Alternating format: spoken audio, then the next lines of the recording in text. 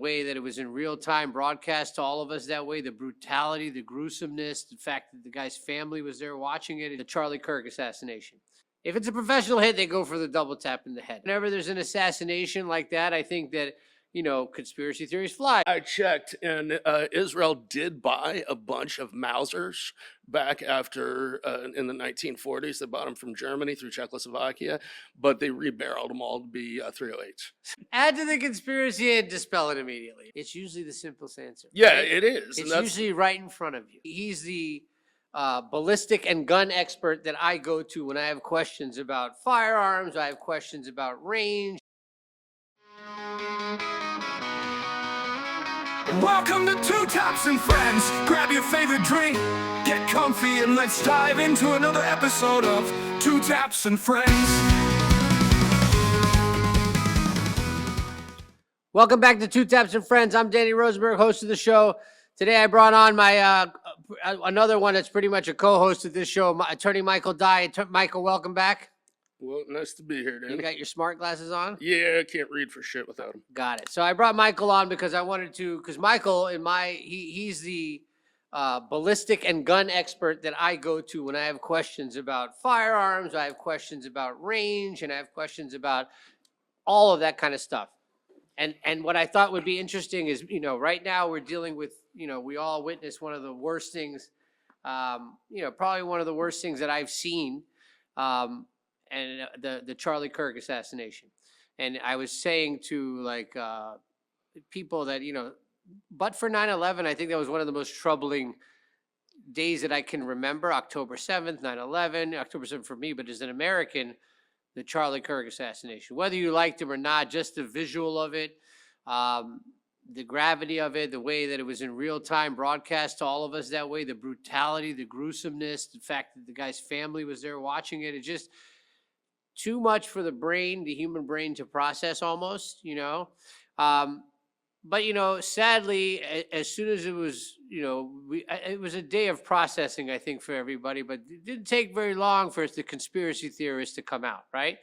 And look, fair game, whenever there's an assassination like that, I think that, conspiracy theories fly. Who did this? Why would they do this? And, there's many alternatives, or many people, you can go down many roads with this, right?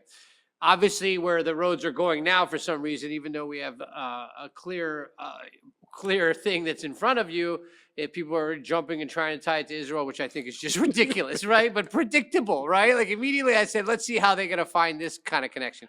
But in the immediate, we watched a person get shot clearly from a rifle. And they have video. They had video very quickly of an individual coming off a roof from the direct line that the bullet came from. Didn't take long for them to get an ID on the guy. They've got, so apparently there's casings with writing on it. The guy was, I don't know. It's confirmed from the sources that the guy was, upset probably with Charlie Kirk's view on trans. The left is saying that that's the right pushing that, the right saying that it's clear. I mean, it's on bullet casings. I don't know. The problem is nowadays nobody believes anything, right? It doesn't matter what's in front of you. But I wanted to break down, Mike, I wanted to bring you on first of all because you have military background in your family. I do as well. I consider you an expert in firearms, and I've watched you build firearms all of our lives, so I know that you know what you're talking about. And the first person I thought of was you when this happened, because I wanted to get to the conversation with you. But I think first, before we move to the firearm, let's talk about the big elephants in the room. People are like, how could this happen, right? There's no security. Right. So let's talk about that. So, with Trump, we watched Trump, who is the president with endless resources for security, right? There's no dollar amount that prevents the security there. We watched it happen with him, right? No, he wasn't the president at the time, and so he doesn't get the same amount of Secret Service as Oh, yeah, you're right. the I missed president. that point, right? But he had significant amount of security. He Correct. had snipers, counter snipers on the roof, right? Correct. Which is basically what the Secret Service does, right? They canvass, they check all the rooftops. They miss one rooftop here, clearly, with Trump. I don't know if that, you can go, I guess, on conspiracy theories for that, right? Some people have done a deep dive. Right. But with Charlie Kirk, I would venture to say he did not carry that same level of security. Do you know more about that? All I know is that I was listening to a little bit about it. there were 6, it was, I think, Utah Valley University. Right. And there were 6 police officers from Utah Valley that were on duty at the time. Right. I don't know how many But that was the others. extent of law enforcement? That's what I heard, which Yeah, is it ridiculous. was a real light law enforcement presence. I don't know if they brought in others from the county or from the local city, but I know that the campus police didn't have a enhanced presence. Let's Right. put it that way. But people have to understand now, like people are immediately going to go down conspiracy with that too, right? But Charlie Kirk would do this. I don't even know how many times a year he would go to campuses, right? Quite a bit. He lived on these campuses pretty much. So it wouldn't be the big event. And it's an event, obviously. The bigger he gets, the bigger the event is, but it wouldn't be this event that would like be prepared for so long when you're doing so many of them, right? Mhm. So but from his private security team, I could see what I could see. Now, I don't know what the reality is. I don't know the numbers, but I could see guys standing behind him, some to the side of him. I know they didn't have counter snipers, right? Correct. Was that what they call them? Counter snipers? Or I think so. there's a name, counter snipers. They definitely have counter snipers. So that in and of itself leaves the guy very exposed, right? They didn't have anybody surveilling the elevated positions. They didn't have Right. drone. A lot of times they'll have drone surveillance now, even over concerts. Right. And they didn't have any kind of drone surveillance. His security team, from everything I've heard, which may or may not be accurate, appeared to be bodyguards that were supposed to be near him at a close range. So if somebody tried to attack him from a close range, that's what his security team So was meant to protect. that's the countermeasure there. It wasn't to prevent sniper fire. Yeah, it's right? not meant to, it wasn't meant to cover a rifle shot, for a high-powered rifle shot from a distance. Right. So clearly we have holes. So I don't know that they're just conspiracies there. It's not that, it's clearly was not that hard to do this, right? People are like, oh, this was a professional hit. We're going to get to Hell that, no. right? Let's break that down. Because No. immediately I was like, professional hit. First of all, let's put the big thing out there. If it's a professional hit, they go for the double tap in the head. Am I wrong? Or even just the tap, they're going for the head. They'd usually go for center body mass. Center body mass or So it's center body mass or head. The head is more for show, like if you want to make it a gruesome scene. right, But if you're looking to, I mean, this is your biggest target area. right. So it's easiest to hit in that target area. And the people who would be professionals are usually going to shoot for center body mass. It's just harder to miss. So you would say snipers, they're basically they're trained more for the center Body mass. mass. Right, because you can bigger target, bigger distance distance makes sense. Now, next thing, so clearly he missed. I mean, he He did missed. miss, but he missed his target. Personally, That's if he was professionally trained, which this guy was not. No. Right, he was just trying to hit the guy. it was effective, but it wasn't what he intended to do. And if you look at where the shot hit, it was it come from an angle at a downward trajectory. First, a pretty before we steep get to one. trajectory, keep Mhm. table this for a second. Do you agree, based on the video, that this shot came from the front? Yes.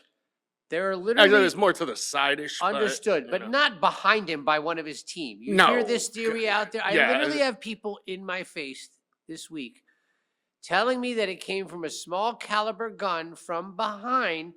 They ricocheted off a bullet. Did he even have a vest? No, he didn't, No. because if he did, it was an amazing bulletproof vest because you could see nipples through it. Exactly, right? Or maybe they Yeah. make them with nipples now. Yeah. No, but so clearly it came from the front, and just the way the reaction to the gunshot, Correct. he moved up, out, and Up clearly and back. it clearly came from the front. So let's Mm. just dispel that right now. You know, you could say it's our opinion, but you know, this is immediate. You know, and If the shot came from the back, you would have seen him move forward. right, All right, because that's the way that, you know, when a bullet comes into an object, it pushes the object in that direction. right. So he would have been forward. Instead, he went up and back and slumped. So clearly it came from that angle. It Now came- yeah. go on about trajectory. a Okay. little bit. I got online and I ran a couple of numbers. Now, the shot came from what appears to be called the loose center. Now, I couldn't find an exact elevation for the loose center, But ChatGPT is amazing for doing calculations. If this Okay. were going to be in court, I would double check them a little closer. Right. But they said that the average floor heights are 10 to 12 feet. The loose center has 4 floors. They found that because there were office addresses online that were on the 4th floor, but there were none on the 5th. So it's a four-story building. Yeah, it's a 4-story building, 10 to 12 feet for each floor.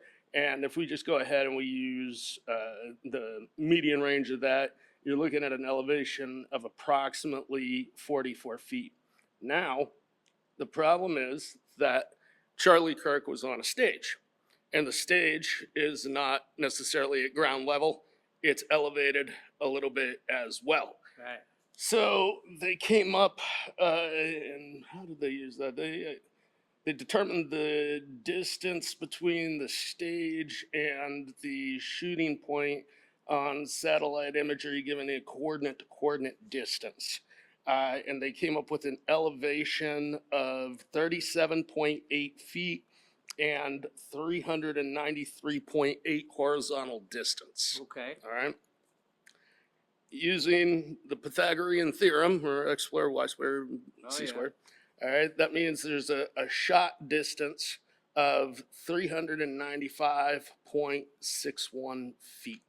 All right. How many meters or yards? No, these I converted yards into feet. Okay, good. All right. Even So better. because everybody seems to be metrically impaired. I agree. At least in this country. Yeah, the downward angle is a significant downward angle from the area where there was a shot to where Charlie Kirk was sitting was significant at 47.91 degrees Okay. going downward. So you had a significant downward angle, more than 45 degrees going downward, not head up, coming downward. And when you look at the video, which I'm trying to avoid, Charlie Kirk was also leaning slightly forward when the bullet hit. So what's going to happen? When you're saying trying to avoid, he's seen it. He's trying not to watch it again and again. Yeah. Right. What happens is the bullet is going to go into him at a downward angle. When you see a lot of these experts who are online going ahead and talking about a 30-06 will go through and through, there's a lot of assumptions that they're making. Right. Let's talk about that, because that's the first thing they throw at me is that this, and we have the firearm here, we have the ammo, just for the listeners and viewers to be able to get an eye on this, okay? The first thing they say to me is that bullet would have gone through and destroyed everything. There was something behind it, right? Bullshit. Here they're also saying it didn't go through, and I don't know that. I guess it didn't. I guess they couldn't didn't. find it. Okay, it didn't. So let's talk about that a little All bit. right, I brought Tell the some- viewers what you're showing them right now. First of all, do we show them the firearm first? Yeah, I'll show that in a second. Okay. All right. Let's. The big issue. These are all legally owned firearms, just for the viewers. All right. So when we're talking about the size of bullets, this is a 22 short. This is a 22 long rifle. This is a 9mm. Yeah, maybe even, I don't know if the camera's getting in on that, Dan and Zach. Maybe can you move it over to look at the Move it over the middle. pay this. Where did I put it? Yeah, Hold hold on. up. Maybe hold it Okay. up. Yeah. This is a 22 short. Okay. This is a 22 long rifle. This is a 9mm. This is a 5.56, which is the common AR-15 cartridge. This is a 300 blackout. And here's why everybody freaks out about the 30-06. And compare it to the last Yeah, bullet. compared to, this is the standard AR-15 cartridge. This is the 30-06. Double the size. It's way bigger. This is a 55 grain projectile. This is a 150 grain projectile. So it's almost triple the weight, a little under triple the weight. Okay. All right. However, there's a big difference. When you look at this is a solid copper round. It's a full metal jacket. Okay. All right. This is, That's what they call a full metal jacket. that's a full metal jacket. Okay. It's just solid copper. All right. This is the Winchester Deer Season Extreme Point 30-06 150 grain. And what it has is it has a polymer tip on the top. Polymer is plastic. Okay. And then it has a thin copper coat with a lead core, an allied lead core. And what that does, the polymer is soft, so when it hits something, it causes expansion. And the reason you want expansion when you're hunting is because it's the increased surface area of the projectile slows the bullet down, and it won't go through the other side, such as with a 30-06 full metal jacket. So the full metal jack is what makes it pierce through to the other side, and not it doesn't have the expansion. Yeah, the 30-06 full metal jacket won't have the same expansion. It'll deform, but it won't have the same expansion as this round right here. Now, you look at the type of rifle he had. It was a Mauser 91. Was it Mauser 91? Let me see.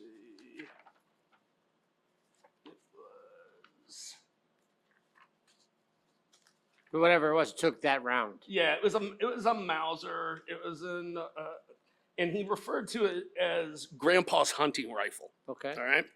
So to me, We do know this is the bullet that was used. well, we don't know because they've never told us specifically what type. We know it was a 30-06. Okay. But this is one of the rounds that rifle would use. Correct. Okay. It would use any 30-06 rounds. But when people say, "Oh, I shot a bear and it went through and through," first off, I'm going to tell you, I think that they're full of shit. Right. I don't care what ammo they used. What I a think they're bear. full of shit. Number two, the thing is, we don't know what type of ammunition was used to assassinate Charlie Kirk, but we do know that he referred to it as Grandpa's rifle. It was a hunting rifle. And therefore it stands to reason that the ammunition he probably had was hunting ammunition. Right. All right. So there's a lot of different types of hunting ammunition. Now I chose the Winchester Deer Season XP because this, and I'm not shitting on Winchester, but this bullet's a notorious piece of shit. All right. And the reason why this bullet sucks is it will fragment. And when it gets shot into, I watched a ballistics gel test, and what ballistics gel is it's a gelatin, and there's FBI specifications. I think it says it has to go through 6 layers of denim and 12 layers of the ballistics block gel in order to be minimally adequate for self-defense for FBI standards. This bullet, and I can provide you the link for the ballistics gel test. Okay. This bullet, the 30-06, traveling at almost 3,000 feet per second, went through 10 inches of ballistics gel and came out with it fragmented so bad, the mass of the bullet was only at, I think it was 44 grains, which is less than 1/3 the size that it was. So when the bullet, if he were using a quality full metal jacket, or I don't even know if they have green tips for 30-06, but if he were using one of those, yes, it would make sense that there would be a hole on the other side. If he were using a hunting round that expanded, especially a crappy hunting round such as this, then it makes perfect sense that there would be no exit wound, and the injuries make perfect sense that the bullet went down, it fragmented, certain parts went up, certain parts went down. And in. Yeah. So I watched, just not interrupt, to kind of add to that, I watched a brain surgeon. I don't remember what kind of surgeon expert. There's a lot of these guys have YouTubes now. It's interesting, and they're analyzing and explaining the injury. And the question at the beginning was, did he feel pain, right, or was he alive? And clearly, I mean, if you saw, my assumption was he died on impact, right? Yeah. But what they showed is the way that his arms. There's a name for the arm positioning when your brain is damaged. Your Yeah, I brain know is what it's damaged. called. You're immediately your oxygen. So the way it went in, it hit his neck. It shattered all these arteries, but it also did damage to the lower midbrain, is what they call it. So Well, it shattered 3 vertebrae in the neck. It was like the 1, 2, and 3. right. So once those 3 were out, he's But done. not only that, they're saying that the damage to the brain that immediately cuts off oxygen in the brain.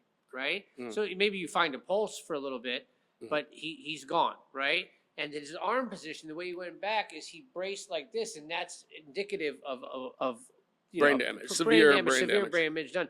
So if it was an AR-15, it would, and it went right through. It might have done that kind of damage as well, but it goes right in line with the theory that this was an expanding bullet because it did such severe damage that it literally took him out immediately in that sense. You know what I mean? Well, It wasn't a clipping shot. Here's the thing, when you're comparing the AR-15 and the 5.56 to the 30-06, you're comparing apples and oranges.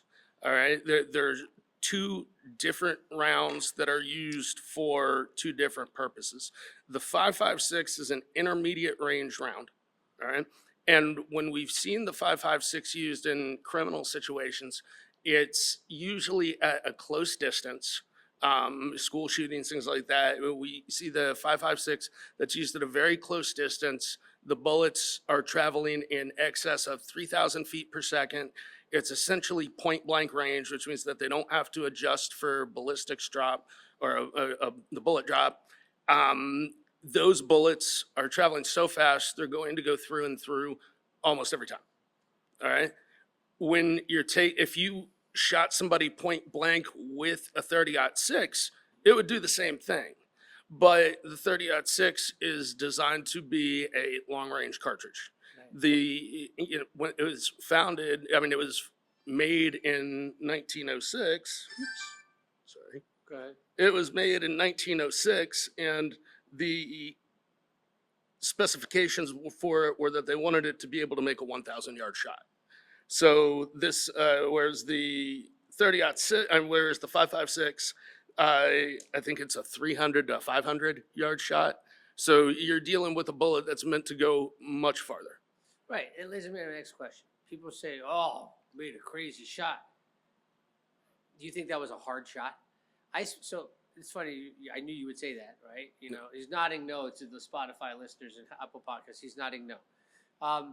But I sat across a former Marine sniper, a friend of mine. Yeah. We were sitting there, and that shot was what, 200 yards? Was it got to? It was something like 131.266 yards. Right. So when the snipers in the Marines are starting to shoot, he told me, the first shots they're taking are 200 yards, and they start standing. Yeah. So when you say it was a hard shot for a trained marksman, it's absolutely not a hard shot, and they would have done a much better job of it. Correct. But now let's just say, even for an amateur shooter, like how long do you think it would take? How many times do you think you would have to? Do you want to show the rifle right now? Yeah, sure. Is this a sort of type rifle? It's very similar. This is a Marlin. I think it's an X7. It's a 30-06 bolt action, and Similar type yeah, fire. very what he similar would be type. using. The muzzle is a little shorter, like about an inch shorter than the Mauser. But Okay. I think I have a 22-inch muzzle, and the Mauser has a 23 or 24. Right. Now, if you took that and you hunted all your life, or you hunted if you took it to the range, how long do you think it would be before you're able to make that kind of a shot? If I'm zeroed in at 200 yards or even 100 yards, With I the make scope. with the zeroed in means where the X is, it right where you zero in to where you don't have to adjust for ballistics drop at 100 or 200 yards. So if I'm zeroed in at 100 or 200 yards, I make that shot the first time every time. Right. But how much experience would you need to make that shot? Maybe 20 minutes. So you think like a novice sits in the range for 20 minutes, is able to make that shot? Yeah. That's how high powered this rifle is and how good the scope is. Well, it depends. This is a cheap scope, but he apparently had a $2,000 scope on his. And even with your cheap scope. Yeah, even on my cheap scope, that's a very short shot. Now, one of the reasons that people, a lot of people say that he was intending to hit the neck, and we can also tell you why that's bullshit. First off, nobody would even try that. It's the smallest target. Yeah, but here's the thing. Here's why he missed. Number one, we saw a picture of the gun. Now, assuming that is an actual picture of the gun that was used and not a stock photo, he didn't have a sling on it and he didn't have a brace. So if he was shooting it, he's shooting it freehand. And so he's shaking, he's moving, he probably doesn't know how to control his breath to get off a standard shot. Right. So if he's freehanding it, then it makes a lot more sense that he missed. Plus, he's probably really nervous.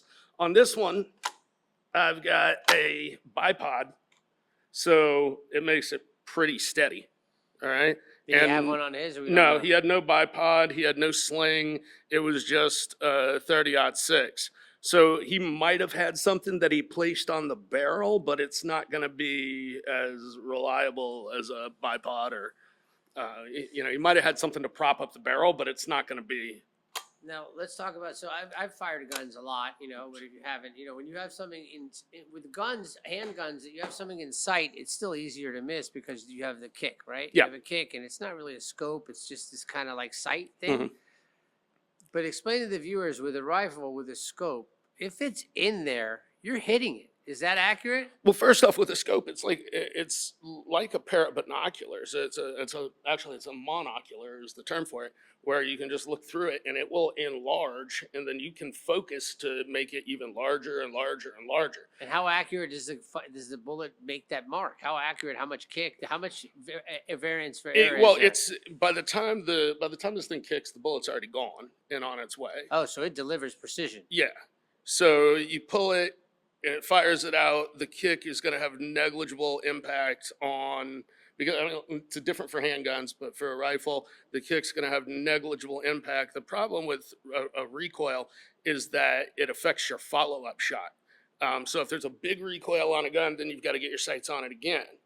All right, but with this, you fire it, even if you come off, it doesn't matter. The first shot's going to hit.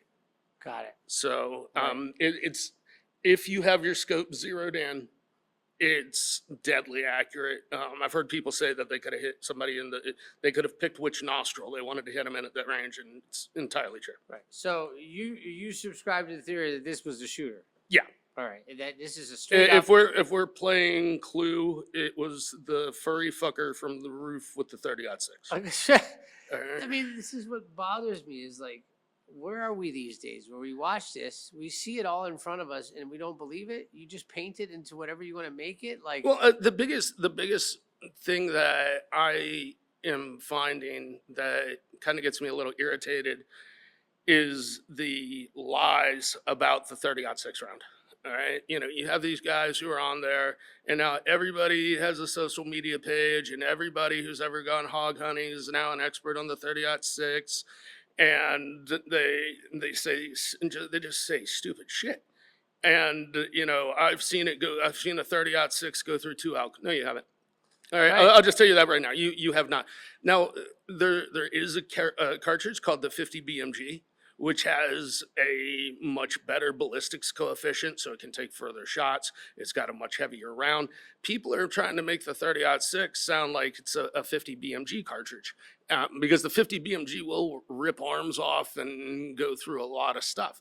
But the 30-06 is not. It's primarily a hunting cartridge these days. It was used by the United States military from World War I to Vietnam. Then they switched it over to the 308, which is just kind of let's call it 30-06 light. And it's a smaller casing. So it's the same size bullet, but a smaller casing, doesn't go as far, doesn't go as fast. so people just. The problem is that everybody acts like they know something because they watch something on YouTube, right? Yeah. And And look, granted, here I bring Michael on. I say he's an expert. Is he a paid expert? Is he like this is what he works in? No, but I know that he's fired rifles and firearms all of his life, so I Well, know that I'm talking to also- him. There's a level of experience, at least experience. yeah. Like, Well, here's the thing. I've also had a lot of ballistics cases. of course, And we have to become a little bit of experts. what I do anytime that I get a case when there's science involved is before I even You contact nerd the out. expert, You're famous for it. Yeah, Your nickname's Boy Wonder. I completely nerd out, go down the rabbit hole, and I try to find everything. So when I have my first conversation with the expert, it can be an informed conversation. Right. Because otherwise I just sit there and I go, Right. It's terrible. And I can't question the expert. If I can't question my own expert, how am I going to question the state's expert? Agreed. So I've had 3 or 4 of these cases with ballistics recreations or shooting recreations, or what do they call them? Shooting. Just recreation of events. Or Yeah, whatever, like when they do the accidents, accident reconstruction. Yeah, Reconstruction, shooting yeah, reconstruction. reconstruction. Okay. Right. So I've had like 3 or 4 of those cases. And again, the first thing that I did is I figured out, okay, what's the science behind it, and what are the questions to ask? And so I want to make myself at least sound like I know what I'm talking about the first time I talk to the expert. Right. And then what happens after that is I go ahead, I get my expert's report. Now I go back and I nerd out again on my expert's report, and I nerd out on the opposing report, and then I go back and I ask questions again. All right. So that way I know where both sides are coming from. What are the discrepancies in our guy's report? What are the discrepancies in the state's report? And so once you do these things a couple of times, you start to see what is good science and bad science. And, everybody's getting online and they're not citing to ballistics evidence, ballistics charts. They're not citing to, they're not talking about the different types of 30-06 ammunition. They're just offering anecdotal evidence saying, I saw a 30-06 do this. Right. All right. Which is bullshit. Yeah, it's bullshit. And here's the thing. When you go, if any box of ammunition you buy, it's going to have the ballistics chart on the back, very bottom there. Right. All right. So it's going to tell you the speeds. It's going to tell you the Trajectory. bullet drop at the certain distances. And on this one, it's assuming that you zero in at 200. But if you zero in at 100, you just slide the chart over one, and you'd have a bullet drop of 1.7 inches. Nobody talks about this stuff. Yeah, it describes that the tip you're talking about, a large diameter polymer tip, accelerates expansion, resulting in rapid impact trauma. Yeah. It expands. It just blows everything up. Whatever it touches, it blows out into. No, I mean, and there's other types of 30-06 rounds too.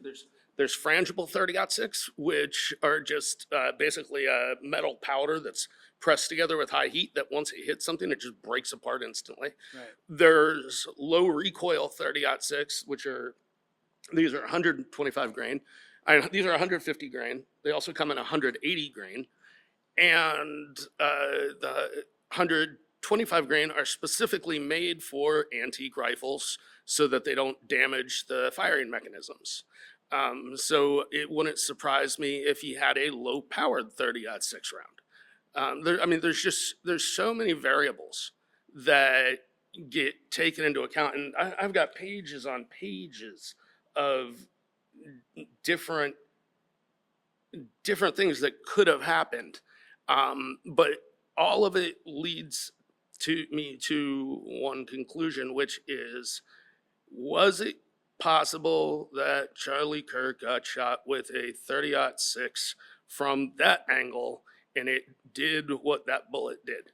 And the answer is absolutely yes. All right. We will know more when they tell us the type of bullet that it was. Right. And that,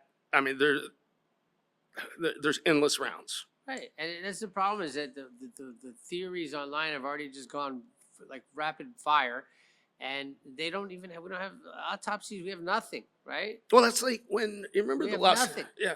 Well, no, there's rumors about the autopsies now. Okay, But, thanks. Yeah. That does me a lot of good. But then the thing is, if you remember the Las Vegas shooting, when the guy was shooting, I think it was from the Mandalay Bay.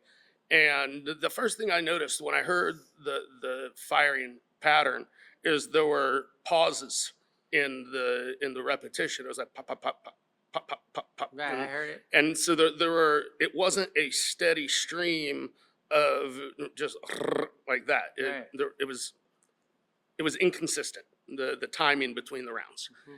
And the first thing I said to myself is, that dude's got a bump stock. All right. And I kind of figured that out right away. It's like, that is not an automatic weapon. That guy's got a bump stock. And then everybody's like, no, it's impossible. He couldn't have had a bump stock. And everything with that shooting is consistent with one man, one crazy man with a bump stock up on the Mandalay Bay Hotel who, I mean, he even calculated out the bullet drops, and all he knew was that he had to just spray in this general area and it would cause mass casualty. Right. People don't like to think, it makes people feel very unsafe when they think that one crazy individual can do that much damage. Right. And so they have to create this mass conspiracy behind it. Right. Now, Las Vegas shooting, it was one guy, he was crazy. He did it using bump stocks. They weren't automatic weapons, they were bump stocks. Like this was just a punk kid who was out of his mind, and for whatever reason, you could argue about that all day, decided he wanted to take out a very public figure who was making a lot of noise, right? Now, looking at the case itself, did you get a chance to review the case itself, like his exit, coming off the roof, whether he broke the rifle? What is your theory on it? Because I'm hearing this shit too, like, oh, how did he get off the roof without the rifle? They said he had it on, but then he found it completely assembled. Why was it unassembled, then assembled in the woods? Have you heard all this? Yeah, I've heard What that. is your All take right, on so this? apparently the kid said that he disassembled the rifle and hid it in his pants and then jumped off the roof and then put it back together in the woods. There was a screwdriver that they found on the roof. That they did find, right? Yeah, and that has his DNA on it, which is probably what he used to assemble the rifle after he got up there. I don't know how to disassemble a Mauser, so I couldn't tell you. I've heard certain things, but I don't know for sure. But here's the thing. People say, well, he didn't have time. No, you don't have time because you haven't practiced. Right. He's probably practiced taking apart the rifle 15, 20, 30 times. Right. Take it apart, put it back together, take it apart, put it back together. You'd be surprised what you could do quickly With practice. with a little bit of repetition. Right. I saw him jumping off the roof, but again, it's not a close-up camera shot of him. And then he took off. To me, it looks like a pretty solid case. Now, there are some holes that need to be filled in. Sure. All right. But at the same time, everything kind of looks pretty cut and dry. Right. I don't see a big international conspiracy here. I see. By international, are you blaming Israel too, like everybody else? Well, that's because you guys did it. Okay. But so. By the way, I checked, and Israel did buy a bunch of Mausers back after, in the 1940s. They bought them from Germany through Czechoslovakia, but they rebarreled them all to be 308s. So let's just add to the conspiracy and dispel it immediately. Yeah, right? exactly. I was like, oh my gosh, I'm Let me here. ask you a question. If Israel was going to do that, do you think that they would do it this way? And they don't do that. And if they're going to do that, were they going to do? Let's go after Charlie Kirk, not Candace Owens, like not the one who's got 16 million followers and doesn't shut up about Israel all day being nasty. Honestly, I think Israel would have picked a better patsy. Well, than this guy, right? He's It's tough. like, hey, let's go ahead and get the furry fucker to. What is he, a furry? Is that what he was? No, he's fucking a furry. Oh God. You know. Okay. His boyfriend's like a tranny furry. Yeah. All right. Well, that's gonna offend. a bunch Well, of wait, people, but who girlfriend now. cares? I don't know if you got the chop. Though. Whatever it is, but like it's the old Sherlock Holmes adage or whatever. I don't even know the quote. Like it's usually the simplest answer. Yeah, right? it is. It's usually right in front of you, right? The simplest answer is the kid took a shot at him from the roof of the loose building with a 30-06, which was his grandfather's hunting rifle. He missed, but he hit. He sloppily was Yeah. successful. Even a blind squirrel finds a nut every blue moon. Right. And that's exactly what happened. But you just said that's not even it's not even a lucky day. Like he made the shot that who knows, that wasn't probably where he was aiming. Mm-mm. He used very high capable weaponry and impressive scary bullets, you know what I mean? And he got the job that he was trying to do done, All this other shit it's insane. Has anyone even said he had a vest on? Charlie Kirk, a lot of people are saying that. Yeah, but has has anybody official said he had a vest on? His wife said he didn't have a vest on. All right. I don't believe he had a vest on. that doesn't look like a He ricochet. didn't. I watched him walk up and hand out shirts. You'd be able to see the guy had a vest on if he's wearing a white T-shirt, wouldn't you? Yeah, and I mean, you could see his boobs. Yeah. Back to the nipples again. Yeah, exactly. It's like what I've seen a lot of vests, and they, none of them have nipples on them. Right. I mean, but the fact that this person was arguing with me with almost like a blank face and so sure, saying, "Oh, he had a vest. You didn't hear?" I'm like, "No, he didn't." Yeah. What do you mean? It's everywhere. That's what I hear. It's everywhere. No, his wife already said he was not wearing a vest. Yeah. I mean, it's as tragic as it is. The biggest tragedy. This is the biggest tragedy to him, but like watching the whole public just race to these crazy theories, and whether it's Israel or China or whatever they, deal with what's in front of you. What is it? Even even if they showed a close up of his face, there was a close up. This is not the same guy. Look at the way he's holding his eyebrows. Like, people are out of their minds, or it's AI. Like, what do we need nowadays to prove? I mean, as defense attorneys, you would think we would be all over this. Right? Oh, dude, I'd represent him. I in know. a heartbeat. It's like, oh my God, you could just go on all these theories, but it's bullshit. I'd It's get on there. bullshit. I would represent him. I would blame the Jews, and I'd win. Oh, stop. Yeah, you would. You would. And you know what? But like, if anybody is more equipped to sniff out bullshit, and it's not because we bullshit, it's because as defense We've attorneys, seen it. think about it, as a defense attorney, you're told you have to defend this person. You have to put up a defense, right? You don't know the answer to whether your guy did or not most times, contrary to what people believe, but you have to put up a defense. You're not lying, but you're going to look and see what could possibly happen in this case. And your It's like a job flow is to chart. show, right, is there a reasonable alternative to this? And then the question is, how reasonable is it, right? Yeah. Is there a reasonable alternative to the guy shooting? I guess you could say maybe somebody put him to it, right? Even then, it doesn't But they're matter. not even willing to concede that it was a gunshot from the front from a rifle. You realize how crazy that is? It's insane how people come up with this, and there's so many online experts. Like, everybody who has a TikTok channel, it claims to be an expert. One of my favorites. This is there's a guy. I'm going into a gun store, and there's this guy, and all guys who are fat think that they're big. All right, it's like, dude, you're not big, you're fat. You single-handedly offended every group in this So one podcast. he's sitting there, and there's this Overweight. There's this little old man who's buying a handgun for his little old wife. Okay. And, he's like, well, I'm thinking about buying something in a 22 caliber. And the guy says, well, you wouldn't want to shoot me with a 22 caliber because I'd just get pissed off at you if you did that. Right. And I was like, okay, I've had enough of this bullshit. I'm like, au contraire, sir. All right, I will make a challenge to you that I know you will not accept. I get to shoot you one time with a 22, and you can shoot me as many times as you want with a 357, but I go first. Right. And, Exactly. And nobody has taken me up on that challenge Of yet. course not. All right? That's hilarious. So it's like, dude, shut up. Someone, be careful. Someone stupid might do it. You might end up in a situation. Like. I'll walk out of it. All right. Yeah, but listen, I appreciate you always coming in. I mean, I just wanted to have you on because you break it down better than most people can. It's tragic. We saw what we saw. I agree with you. I don't want to watch that video ever again, to be honest with you. I think that the state has a pretty open shut case here, if you ask me. I think it's a very open shut. Coming from defense attorneys, we're telling you, this is a solid case. You guys with all your little bullshit conspiracies, you can go your little routes, whatever it is, but that guy's going down, right? And he's going to get the death penalty too.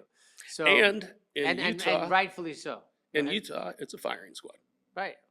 If it's firing squad, then you guys could debate on the firing squad and what trajectory those bullets came in on and where it got shot from, And their full metal jacket. Right. But listen, for Charlie Kirk's family's sake, for Charlie Kirk, I hope this gets concluded very quickly.